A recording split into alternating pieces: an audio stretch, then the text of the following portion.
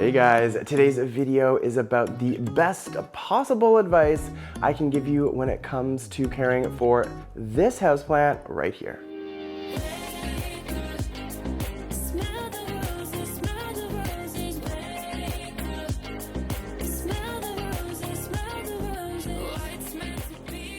The Acalypha, aka the lipstick plant or chenille plant, is absolutely stunning with these gorgeous pink catkins. Now in this video, I'm going to be sharing 7 crucial care tips or considerations that you should be making when it comes to these houseplants. Now we're gonna have a ton of fun along the way. If you have any questions or comments, please leave them down below. Now, when it comes to these 7 things that you ought to know when it comes to caring for your lipstick plant, some you may be expecting, others will come as a little bit of a surprise. Now, I haven't prioritized these 7 things in any particular order, definitely not ordered in terms of importance or anything like that. Basically, at the end of the day, all of the crucial care tips that I'm going to be providing in this video are necessary in order for your chenille plant, your lipstick plant, to thrive and flourish. Thanks for checking out this video. I'm Tyler, and if you like what you're seeing or you find this video to be useful, don't forget to give it a thumbs up, or better yet, you can hit that subscribe button to really show me some love. Click on the bell for alerts and notifications for future content, and oh yeah, don't forget to check out my merch store, tylermossop.com. Acalypha are one of the most unique houseplants out there, obviously because of their gorgeous pink catkins. Now these plants, the Acalypha, are more commonly referred to as the lipstick plant, like I've already mentioned, or the chenille plant. Some even refer to it as a caterpillar plant because of the gorgeous pink flowers that are really fuzzy and amazing. They totally make this houseplant so much fun. For me, these are strictly indoor houseplants. I have in the past moved them outdoors in the summertime. However, I'm not going to be doing that this year. I'm keeping them indoors all year round. Now, depending on where you live or the zone, you could potentially keep these indoors if you have to. If you live, I think, in zone 10 or 11, you could most likely keep these outdoors a little bit longer during the warmer months.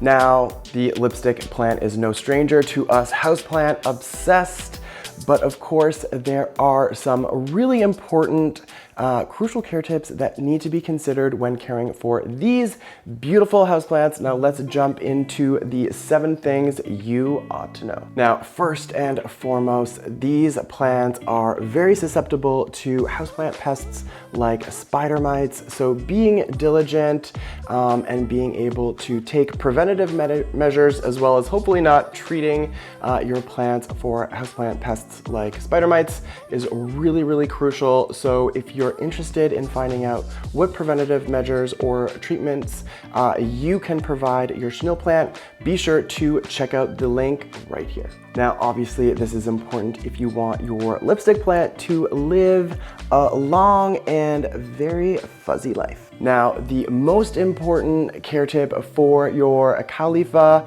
is definitely light.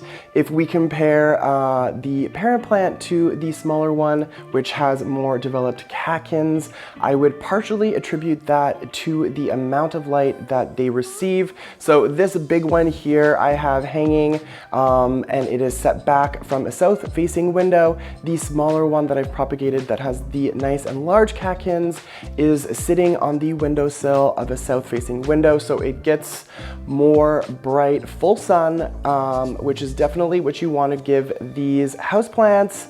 So it will help, you know, develop beautiful lush plants. Now there are probably another couple of factors that are contributing to the difference in development, but I'm going to touch on those really soon. the soil mix that you choose to use for your lipstick plant is really important and should prioritize these two things. So the first thing that you want to prioritize when you're thinking about what ingredients to include in your soil mix is drainage. These plants need really good drainage, and that's in part because they need regular watering.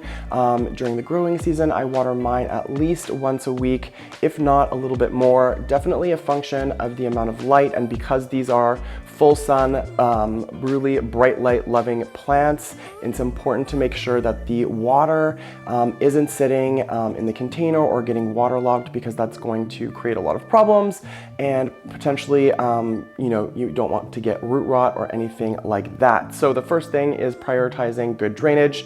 You could use something like a chunky bark mix to help increase drainage in the soil mix. The second thing that you should be prioritizing for these houseplants is pH level. These plants love a slightly acidic pH, so if you are able to include something like peat moss in your soil composition, then that is great. Another way to handle slightly acidic soil pH is to use an additive, something you can add to your water and feed your plants when you water them to help create that sort of slightly acidic environment. So this would be an example of one product that you could use to help with your soil pH for your acid-loving houseplants. Now, I'm not sponsored by Miracle-Gro or anything like that, but this just happens to be one of the products that I use to maintain that slightly acidic pH in the soil. So guys, these plants are extremely easy to propagate. Now, this is a propagation that I did a few months back, probably closer to 6 months or maybe even a little bit longer, but they are very easy to propagate. Don't be shy. These plants have a tendency to get a little bit leggy. Even this is already getting a little bit leggy. So if you have a more mature, well-developed plant, you can definitely prune that back and use those cuttings to make an entire new plant, which is what I've done here. If you're interested in the steps to propagate your chenille plant, definitely check out this video that I did to propagate this plant right here. As you can probably imagine, the chenille plant loves to be fertilized during the growing season. They are pretty big feeders, and rightly so. So when you're considering what type of fertilizer to use, there's kind of one of two ways you could go. You can use a liquid, well-balanced, diluted fertilizer, probably about once a week during the summer and spring. Alternatively, you can do what I did, which is use those slow-release fertilizer pearls. If you place those in the container at the beginning of spring, they typically will last for several months, up to 6 months, which is basically the right amount of time that you want to fertilize your chenille plant and get it nice and big like this one here. Finally, something to be aware of and careful about.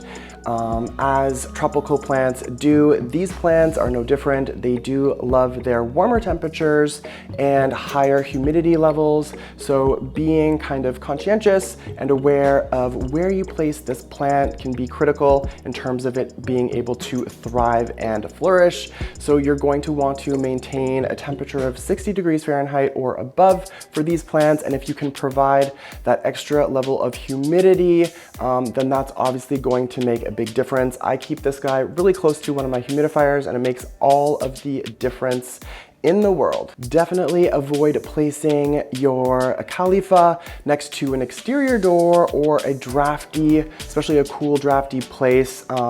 These plants will not do well in that type of placement. So again, just make sure that you're maintaining that nice humidity level and the good temperature, warmer temperatures, and you'll be all set. Well, that's it for me. Oh yeah, don't forget to give this video a thumbs up or hit that subscribe button. Miss you guys already.